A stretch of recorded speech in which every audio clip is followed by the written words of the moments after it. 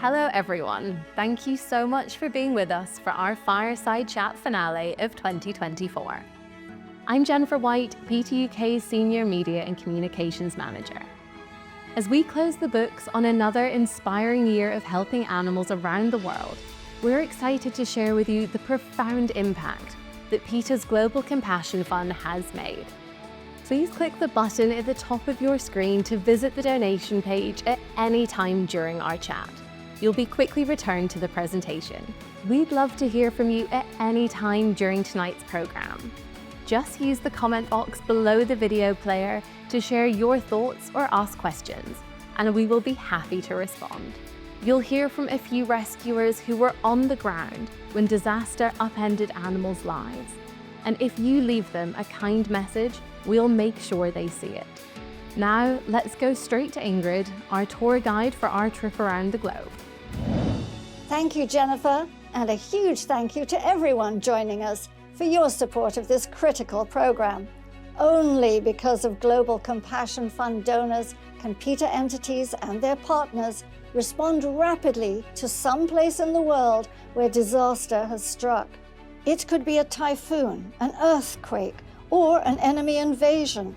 But when people are forced to flee, our first responders and our contacts on the ground do everything they can to scoop up the animals left behind. Our rescuers are daring, and there have been instances when we knew we could reach animals, but when authorities refused to grant us access to affected areas.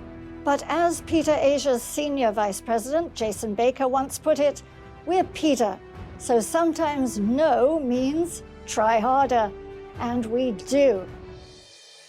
Let me take you first to Ukraine, where the war persists and suffering is a constant presence, and where we have determined GCF-supported rescue teams, shelter workers, and veterinarians.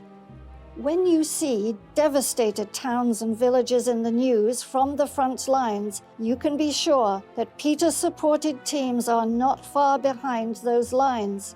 These courageous souls get only minutes to enter between shellings, to scour teetering buildings, and to comb through rubble to save animals.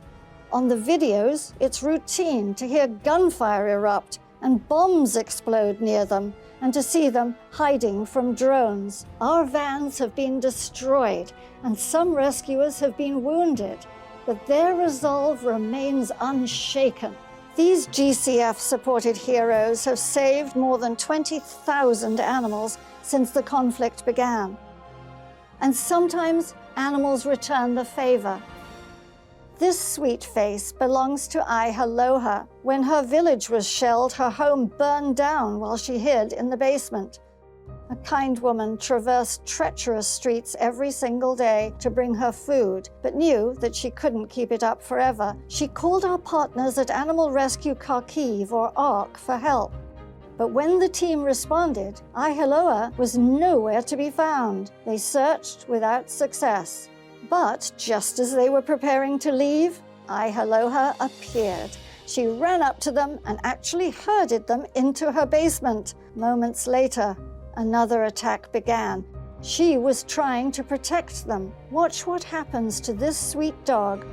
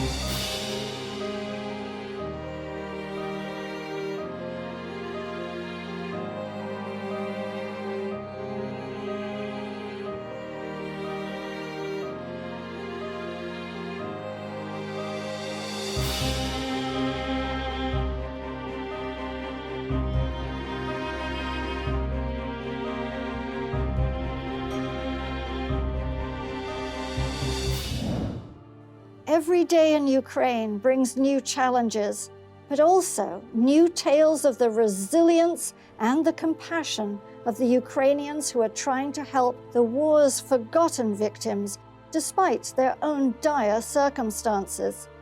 A woman named Ina refused to leave her home even though it was under constant bombardment. Because she was caring for 20 animals she wouldn't abandon. As the situation worsened, she called ARC for help, as a great many people do. The team rushed to her and arrived amid a hailstorm of bullets. Miraculously, no one was injured as they quickly loaded up Ina and all 20 animals and ferried them to safety.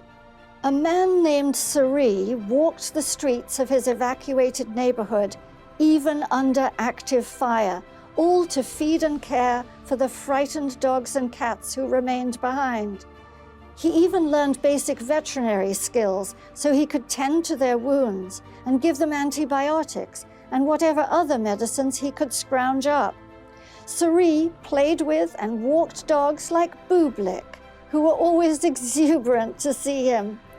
When he spotted an ARC team rescuing animals in the area, Sari saw his chance to save himself and the precious lives in his care.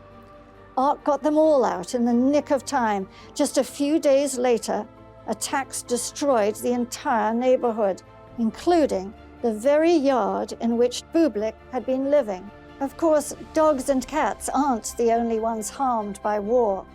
PETA Germany and ARC have had to rapidly relocate birds and thousands of fish from bombed-out pet stores, horses so frightened that their guardians couldn't persuade them to step into a transport truck, and scores of abandoned farmed animals. The war took everything from this family of goats except their lives. Their home was blown to bits, and their elderly guardian died. By the time his daughter called ARC for help, the mother goats were so starved that they had stopped producing milk, and they were unable to feed their kids. ARC got them out of there and found a kind and knowledgeable caretaker for them in a secure location near Kharkiv. Look at these dear faces. This pig family was living less than a mile from the front lines in an area under constant artillery fire. No humans remained there, but the Ukrainian military knew that our people would enter the combat zone to get the animals to safety. One pig had already been killed by the blasts, and there was no time to waste. Let's watch their daring liberation mission.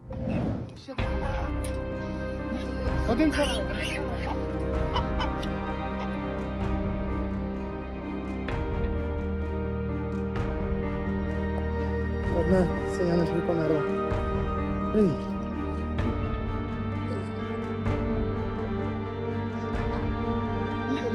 Молодці, ви поручні. Не кричите. Ну нічого, піде, стань.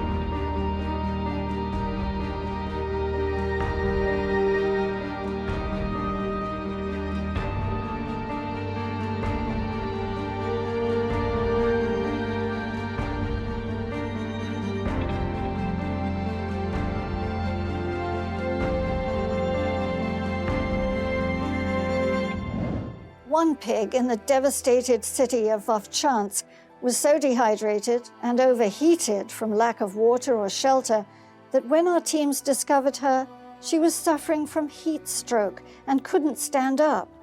As workers poured water over her to lower her body temperature and gave her water to drink, she just gulped it down. They removed her from that wasteland and delivered her to a special place that I'm delighted to tell you about. Since the conflict began, PETA Germany and our local partners have been able to create safe spaces to house animals of all species away from the fighting, and a veterinary clinic that now treats about 130 patients every single day, all thanks to GCF donors.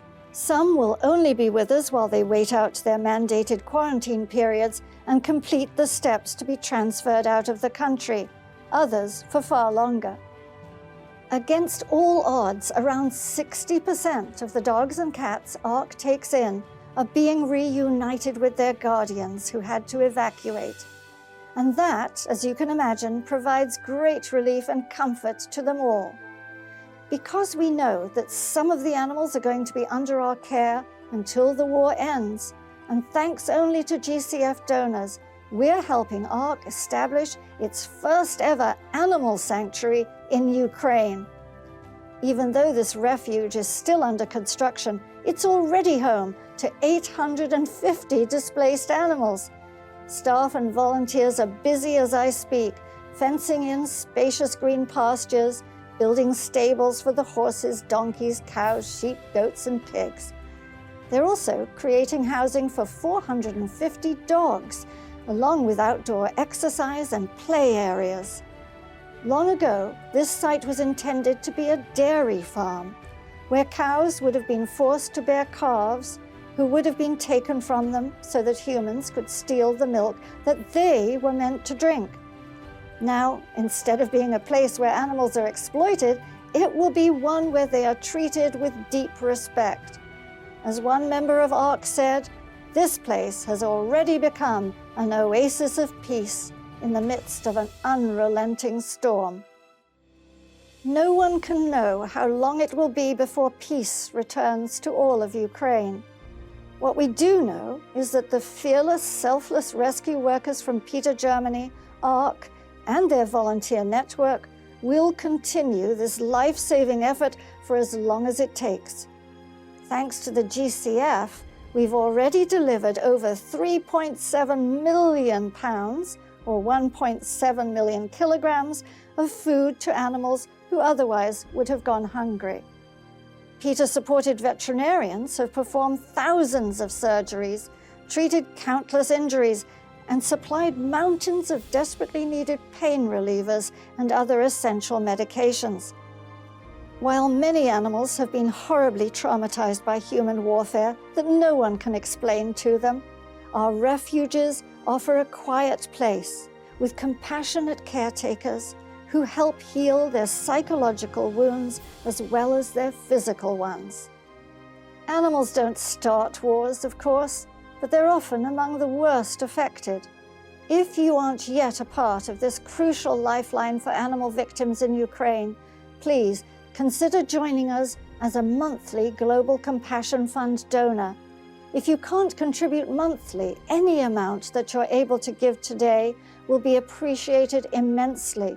Just click the donate button at the top of your screen to visit the donation page. As a little thank you to anyone who makes a gift during tonight's fireside chat, we'll send you my book, A World of Love for Animals. You'll read about a dog who miraculously survived a volcanic eruption in the Philippines, a starving camel who became a media sensation after being found wandering the streets in India, and many other uplifting stories of triumph over tragedy, all made possible by the rescuers supported by PETA's Global Compassion Fund. We'll also send you a set of blank greeting cards featuring the rescued animals from the book. And now I'll turn it over to Mimi and Tio with more uplifting news from our earthquake recovery efforts in Turkey and Syria. Hi, I'm Mimi. And I'm Teo. PETA entities respond to innumerable disasters all over the world, from India to the Philippines, and from states hit by hurricanes in the US to war-torn areas of the Middle East. But we'd like to give you just one example among many. When earthquakes hit Turkey and Syria, the situation for animals living on the streets was already desperate. But when so many buildings were destroyed, countless lives were in jeopardy. For many animals, their only food had been scraps scrounged from restaurant garbage cans. After the earthquakes, they found only dust and debris. Tio and I fully understood the gravity of what these animals were facing, and we hit the ground running. We loaded up food, traps, carriers, and other supplies. Conditions were perilous. Terrified animals were hiding in collapsing buildings, and we had to get to them before they were crushed. We'd scout one area after another and fit as many survivors as we could into our rescue vehicles. Then we'd rush them to our partner clinic for treatment. Meet Tarkan. We found him on the ground of a damaged, deserted building. He appeared lifeless, and we feared the worst, but we were so relieved when we realized that he was still alive. He was completely exhausted and couldn't move from a broken leg. So many animals were injured from all the falling debris. I'll never forget the desperate look on their faces. We scooped up Tarkan and rushed him to the clinic for care, where he became the longest resident. Each night, we'd get back around midnight with more rescued animals, but we were just as excited to see him as he was us and to take him for a walk as he started to regain his strength. Tarkan is just one of the hundreds of dogs, cats, and other animals who were saved. There's no sugarcoating it. This work involves many dark and difficult moments, and not everything ends well. But the sheer joy of saving so many outweighs every tear. And just before we left Turkey, our partners told us that they found Tarkan a loving home. So cute. No rescue was simple. We smashed through locked doors and scrambled up crumbling staircases and countless unstable buildings to get to animals trapped inside. One day, we were alerted to 3 cats who had been trapped inside a 4th-floor apartment for 12 days. We took turns using a sledgehammer to eventually break through the metal door. And when we got inside, seeing the devastation, we didn't expect to find them alive. We were shocked when we heard cries from inside one of the sofas. We tore through the fabric to reach one terrified cat who'd buried himself in it. We found the second in another sofa and the third in what used to be a bedroom, and we rushed them to the clinic to be reunited with their guardians or adopted by a loving family. Altogether, we managed to get nearly 400 animals out alive. None of this would have been possible without the backing of the Global Compassion Fund. So from the bottom of our hearts, thank you. Thank you. We want you to meet other rescuers, Jenny and Jess, who waded through floodwaters in Puerto Rico after Hurricane Maria to save countless abandoned animals. Over to you. Thanks, Mimi and Teo. I'm Jenny. And I'm Jess. Jess and I saw the aftermath of a weather disaster firsthand. When Hurricane Maria hit Puerto Rico, we hit the ground, not running, but often wading in thigh-deep polluted water. Conditions were dire. Entire neighborhoods were destroyed, and we found hundreds of sick, injured, and traumatized animals spread throughout the island. Meet just one victim of the hurricane. His name is Petra.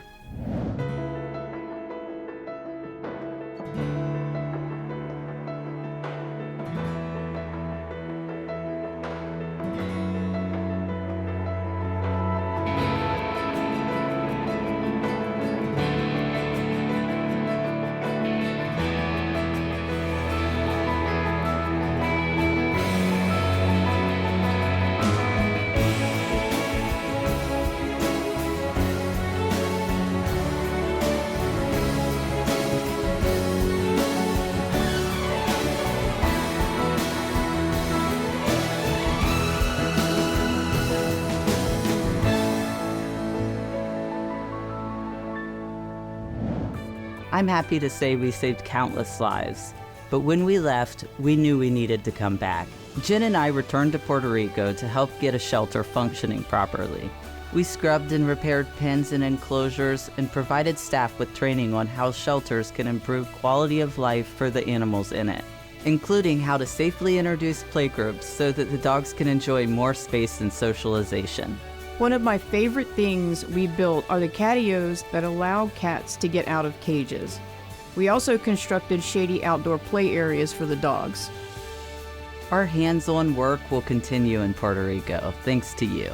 Now here's Ingrid with more. Thank you, Jenny and Jess.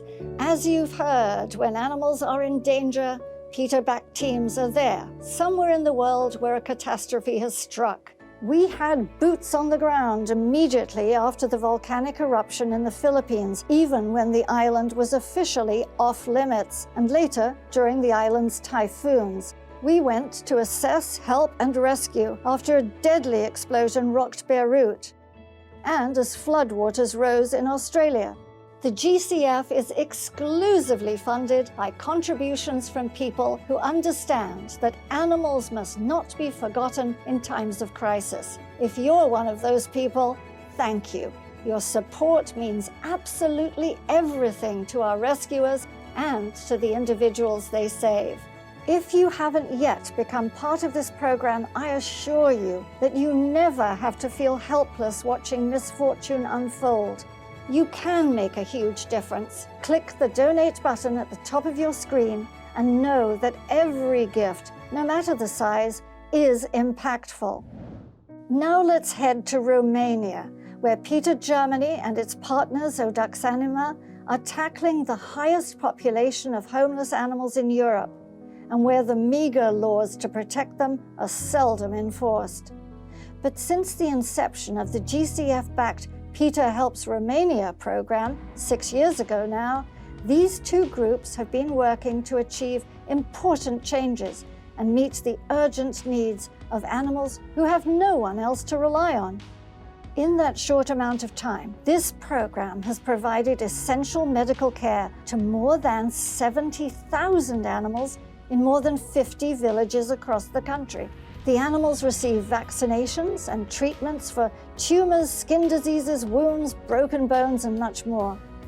Our teams have sterilized more than 20,000 dogs and cats, found loving homes for nearly 1,700 animals, distributed more than 700 dog houses, and donated over 190,000 pounds or 85,000 kilograms of food for companion animals in need. It's hard to overstate the need in Romania, but just to give you an idea, meet Tudor. Tudor lives in the town of Corbu, and even though he has little himself, he does his best to take care of 35 dogs and 10 cats, all rescued from the streets. PETA Germany and Audax Anima help him with their food, their vaccinations, sterilization surgeries, deworming, and more. And Tudor encourages his fellow residents to bring their animals to our free mobile spay and neuter clinic. But one day, Tudor called our team in desperation. His property and all 45 animals were alive with fleas. When staffers arrived, they could barely believe how bad the situation was. As they worked to treat all the animals and the whole farm, they were bitten to pieces. But they carried on and thoroughly disinfected everyone and everything in sight, a great relief to all of them. Someone put a collar on this sweet pup, and it had become deeply and painfully embedded in her neck as she grew. A village woman had been trying everything to catch her, but the world-weary dog was living in a drainage pipe that was too narrow for anyone to enter. She only came out when no humans were around, no doubt as a result of experiencing firsthand how cruel people can be. Luck or providence was on our rescuers' side, because on their second visit, they caught her outside her hiding place and swiftly blocked the entrance. Her wound was so badly infected, you could smell it from some distance away. It took delicate surgery to remove that collar, and she needed several days of attentive aftercare. But her ordeal turned into a stroke of good fortune. The woman who had tried so determinedly to catch her decided to adopt her and is now helping her learn that some humans can be kind. Stories like these play out every day all across Romania. Hundreds of thousands of homeless animals roam the street, and the government shelters are hellholes. As local lawmakers struggle to solve the problem, their ideas range from good to untenable. PETA Germany and Audax Anima work at every level of the country's government to push for humane solutions, stronger anti-cruelty laws, and improved shelter conditions. Their efforts have resulted in official endorsement of our mobile spay and neuter clinic and of our widespread educational programs. Just recently, several more mayor's offices assisted the teams in putting up posters in popular public areas and distributing brochures detailing animal care. They explained that neglect, abuse, and abandonment are punishable under the Animal Welfare Act. And through PETA Germany's inspiring humane education presentations, more than 20,000 young people have learned respect and appreciation for animals. The task in Romania is extraordinary, but thank goodness and thank you, so is the difference our GCF supporters are making. Please, if you can make a gift today to support the Global Compassion Fund, click the donate button at the top of your screen. Now let's nip over to the Philippines, where even the monstrous Typhoon Gamy couldn't stop PETA Asia and the GCF-funded Ampon Alaga program. Just days after our teams rushed in to provide veterinary care, food, and other essentials to families reeling from the deadly storm's aftermath, they refused to let hell or high water get in the way of their next free spay and neuter clinic. In our main service areas, many people live at or even well below the subsistence level, and many are unhoused. Even animals with guardians must often scrounge for food and water, reproducing all the while. But thanks to our awareness campaigns, our free sterilization clinics have become so well attended that the one that took place before the typhoon had a mile-long waiting list. We weren't about to let those families slip through the cracks, so before the ground even dried, PETA Asia and Ampon Alaga opened up shop, and we sterilized a jaw-dropping 522 dogs and cats in a single day. This year, thanks to your support, we have spayed or neutered nearly 6,000 animals. The animals also receive vaccinations, parasite treatments, and many other necessities, all free of charge. And that's only one small part of PETA Asia's and Ampon Alaga's work. First responders are on call 24/7 to help dogs like Yuri, a little walking skeleton. Vets determined that he was suffering from severe intestinal parasites and ehrlichiosis, a serious tick-borne infectious disease. PETA Asia provided him with round-the-clock care and then neutered and vaccinated him. Yuri relished the attention and soaked up every ounce of affection. In but a few weeks, he transformed from starving to sprightly and soon earned another adjective, adopted. Yuri is just one of the many dogs and cats who have found their happy ending thanks to Ampon Alaga, which appropriately means adopt an animal in Filipino. Let me introduce you to Buchi. During the rainy season in Manila, a staff member heard meows coming from a flooded creek near her house and rushed to investigate. Although it was difficult to find the source of the cries in the pitch-black darkness, she persisted, following the sound to find little Buchi clinging precariously to a rock, surrounded by rushing water. With help from another kind person, Buchi was pulled back to safety and to dry land. And after lots of love, a warm place to sleep, nourishment, and rest, she was spayed and vaccinated. She's now living the high life with her perfect family. Another blight our teams tackle in the Philippines are transmissible venereal tumors. In regions where unsterilized dogs just roam about, mating freely, this contagious and painful form of cancer is widespread. Ampon Alaga provides care for dogs afflicted with this disease and even transports them to and from their medical appointments. Meet Sachi from Pasay, and Max, Rara, and Kai from Tondo, all of whom took our complimentary shuttle service to and from their weekly chemotherapy sessions. Now all 5 have completed their treatment and they're recovering.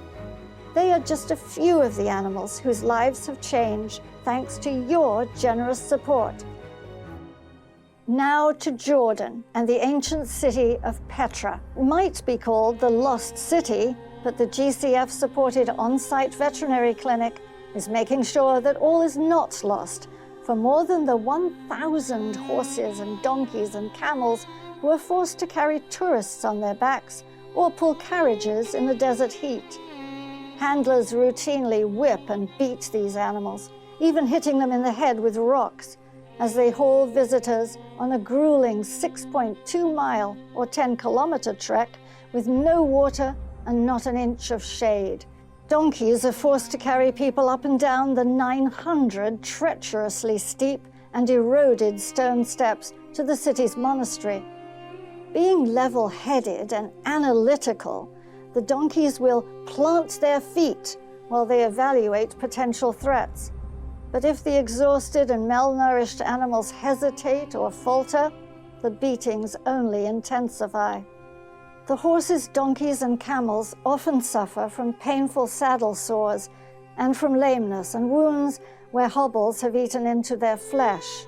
Some have been deliberately cut with razor blades, stoned or tasered for local amusement. Others are suffering from hoof deformities, abscesses, skin conditions, anemia, and other ailments and injuries.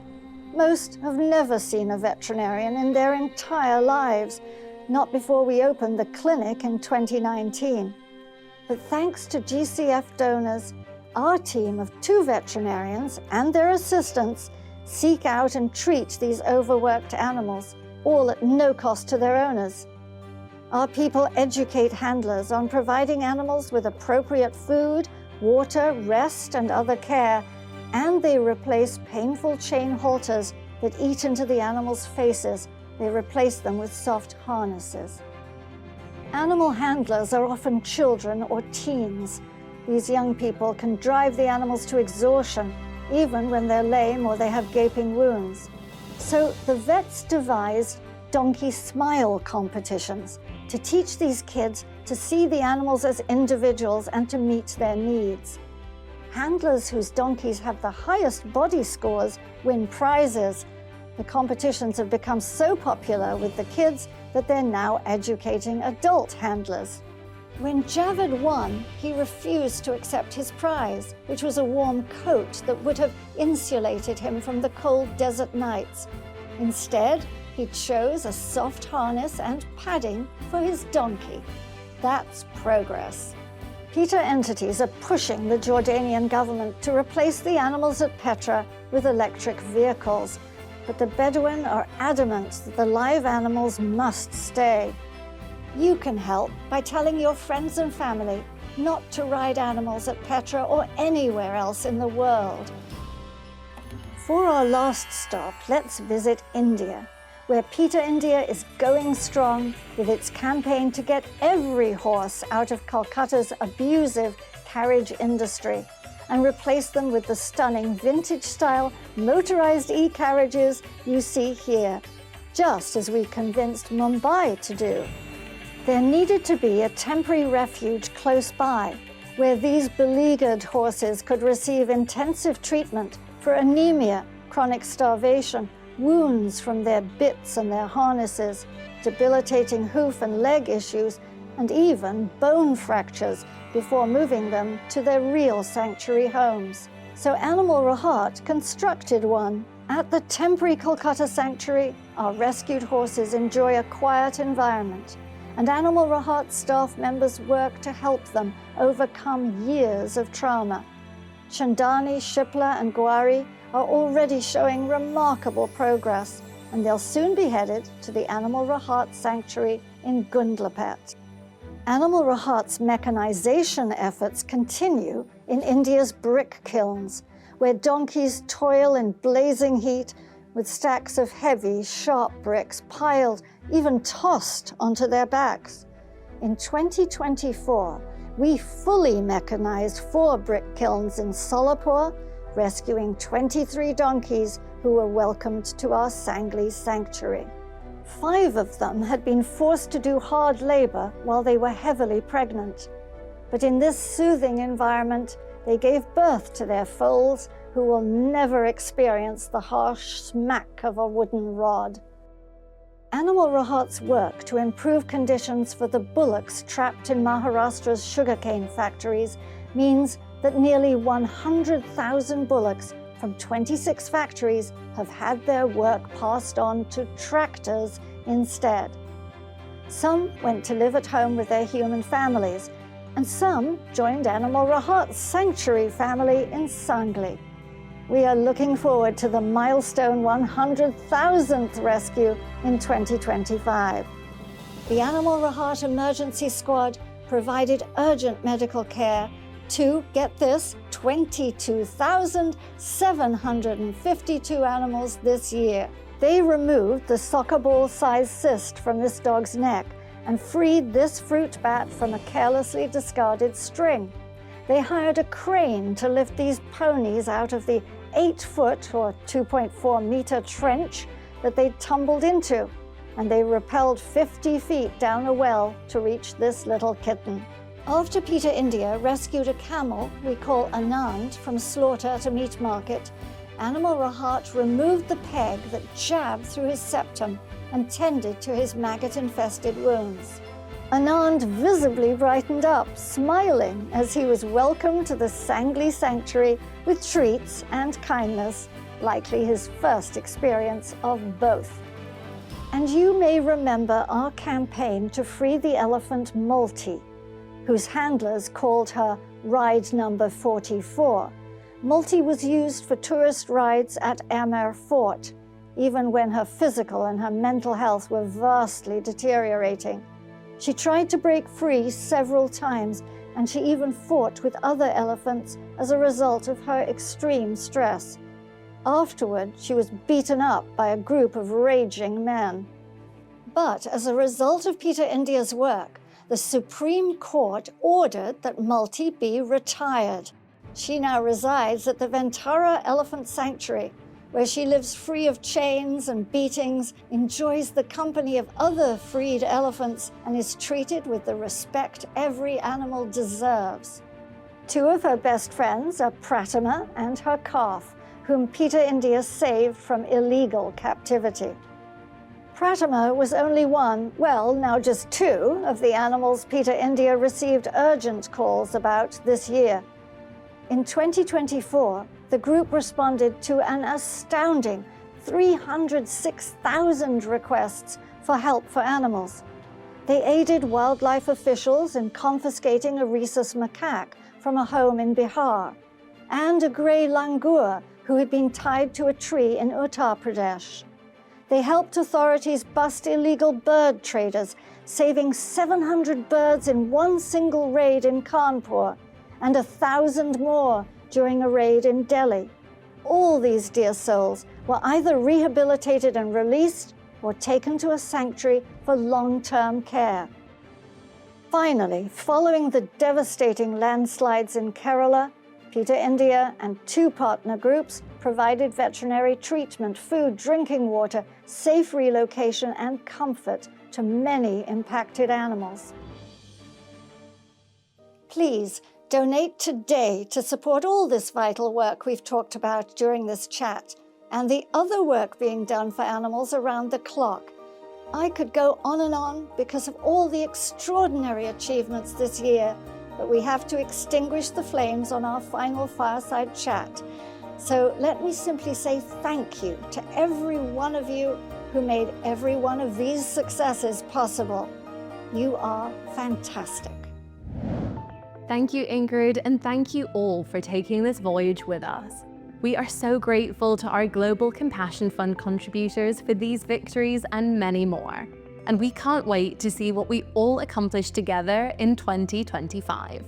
If you aren't yet a part of this global initiative, please take just a moment to become a monthly donor and keep this vital work going strong. And remember, everyone who makes a contribution of any size this evening will receive Ingrid's book, A World of Love for Animals, and our greeting card set. The button to the donation page is at the top of your screen. Your support means everything to animals and to us. On behalf of Ina, Sari, Tudor, Ayholaha, Yuri, Anand, Multi, and so many others, thank you.